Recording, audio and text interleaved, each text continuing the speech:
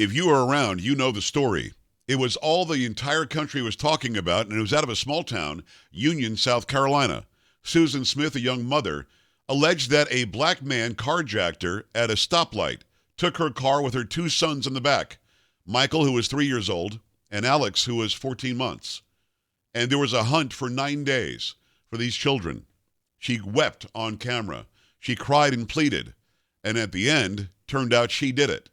Here's a bit of the news story updating from 30 years later. Officers looking everywhere around we can right now. Even if you lived through it 30 years ago, you may have forgotten all about the yellow ribbons and the flyers taped to car windows. But Susan Smith's lies are something you never forget. Okay, I was stopped at a red light, and just out of nowhere, this black guy came up and just opened the door and jumped in the car. She claimed the man carjacked her children. Her desperate pleas quickly turned Union into a media circus. I want to say to my babies that your mama loves you so much, and your daddy, these whole families love you so much. You come from Richmond, Virginia? Across the nation, people looked everywhere for Michael and Alex.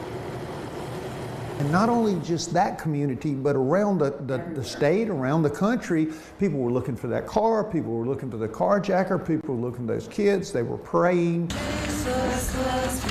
They were setting up vigils, and we're really thinking they're going to be recovered. Over 9 excruciating days, doubts emerged. News leaked that Smith failed a lie detector test. I would say I haven't eliminated anyone from suspicion.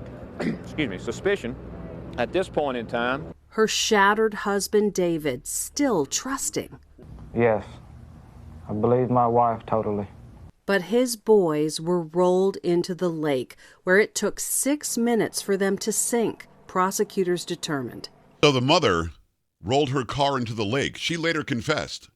After all of that, the national coverage, the international coverage, she rolled her 2 boys strapped in their car seats into the lake, where they drowned. Why am I talking about it today? Susan Smith is going to be before the parole board tomorrow. Can you believe it? It's been 30 years. She could be let out. She's still a young woman, early 50s. Could enjoy her life after snuffing out her 2 babies. Is there any chance on earth that you think she should be let out? There have been over 350 letters sent to the parole board urging them to let her out. I think it's sick on so many different levels. Listen, if that's not a life sentence, I don't know what case should be. Come on!